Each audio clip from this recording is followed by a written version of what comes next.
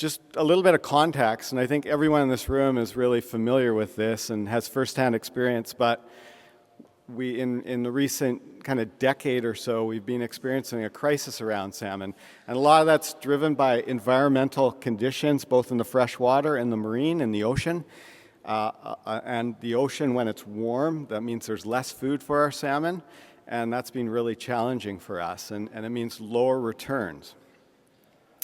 And, you know, on this side of the border, and I know this has impacted your communities deeply, we've gone from catching about 24 million salmon a year in British Columbia to now catching about 2.5 million salmon in the last few years. And so, of course, this has most heavily impacted commercial fisheries up and down our coast and is a huge concern and problem.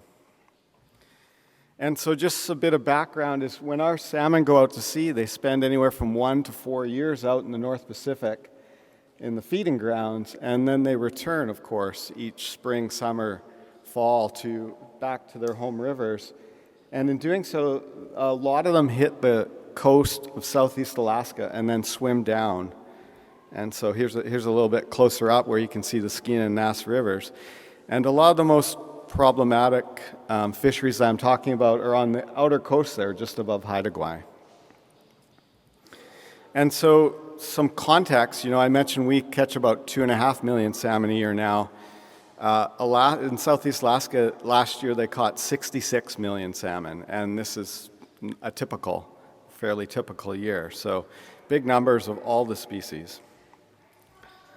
And this is a map just showing how across the whole province and even into the Fraser River, how our salmon populations are being intercepted in those and caught in those fisheries. And this is on the side just from 2021, a year when I don't even think we had commercial fisheries for Skeena sockeye, or maybe very little. They caught almost 500,000 sockeye, Skeena sockeye, just north of the border, 100,000 Nass sockeye, 200,000 Nass coho, over 100,000 BC Chinook. So, and we don't actually have very good numbers on species like chum, pink, steelhead, and coho.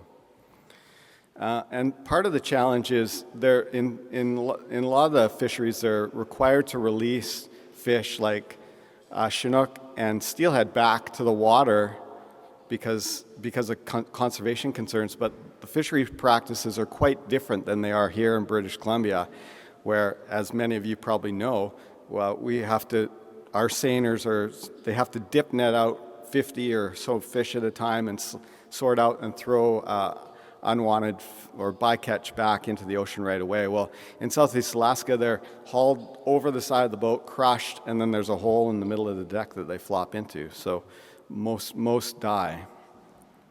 And the other problem is on reporting and bycatch numbers. So, of course, when they're all allowed to keep Chinook, the numbers are all zero.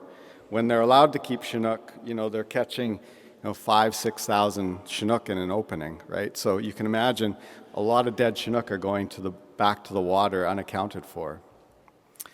And for sockeye salmon, they catch about 1 million a year in Southeast Alaska. About 80% of these are from British Columbia rivers.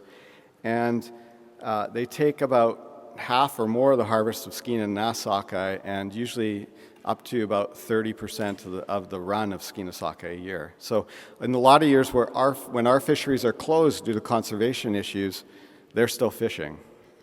And this is just some graphs, and the bottom one kind of tells the story. It's Skeena sockeye. So, 3 decades ago, we were catching about 75% of the Skeena sockeye that were harvested, and now Alaska's catching about 75% of the Skeena sockeye that are harvested. And this is even more challenging for some of our wild populations, like late Babine wilds, that used to be the biggest population of Skeena sockeye historically at over 1 million fish. Well, they've declined by 93%, and Alaska's catching anywhere from about 20 to up to 50% of that run each year, and it's making it impossible for us to rebuild. And these are just graphs showing how our fisheries have declined and Alaskan fisheries have increased in impacts for this particular population of Babine wild sockeye.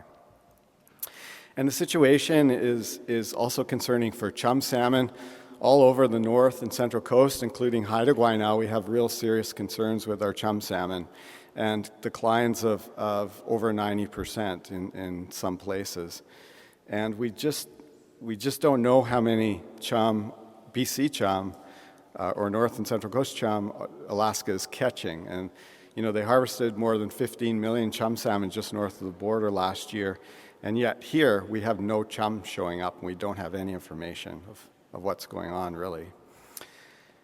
And for Chinook, as I mentioned, about 97% or over 90% of Chinook that are caught in troll fisheries off Southeast Alaska are from BC, Washington, and Oregon. Of course, we're having real problems here, closures in the Skeena for Chinook, and really low runs. So this is all supposed to be dealt with under the Pacific Salmon Treaty, which was built in 1985, and at its foundation is pretty good. It's supposed to prevent overfishing, provide for optimum production, and also ensure that each party receives the benefits roughly equivalent to the fish that are produced in our river systems. But it's no longer meeting those goals, and recent attempts by Canada at the treaty table have completely failed. So this is a big part of our challenge that we've been working on.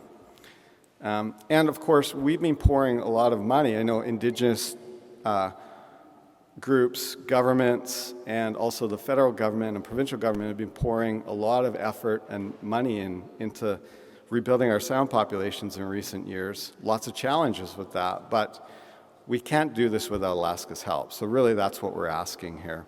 And in terms of fisheries issues, this one's actually fairly simple, generally speaking, because a lot of the challenge is on the outer coast where that yellow oval is. But most of the pink systems, Alaskan big salmon producing systems, are on the inner coast. So if we can get the 25% of the fleet that's fishing on the outer coast to move to where the 75% of the fleet's already fishing, they could still catch their own fish, and we would allow that migration highway on the outer coast for our fish to make it home. There's other things that we need help with there too in terms of collecting information. And so we're doing work at the Pacific Salmon Commission level with a lot of different allies, and we've now made this one of the biggest issues at the treaty table. So that's good news. And we're also working outside the treaty to bring awareness to this issue, and we launched a campaign a couple of years ago to do this. One of the things we're doing is working with sustainability certifiers to try to either get improvements on the fishery or get the sustainability certifications removed. And we recently were successful in getting OceanWise certification removed, and we're working through the Marine Stewardship Council and Seafood Watch now. And so we're also working closely with both the Government of Canada and the Government of BC. We're trying to connect, because we're having issues with mining in our side of the border, and we're trying to get our provincial government to say, hey, we'll work on the mining impacts if you can give us a hand on the salmon and make sure more of our salmon return home. So there's some leverages, and we're making progress, but we really need to up our efforts. And yeah, so we're just reaching out, trying to let people know what's going on and get support to build momentum and get some progress on this issue. So thank you so much for taking the time to listen.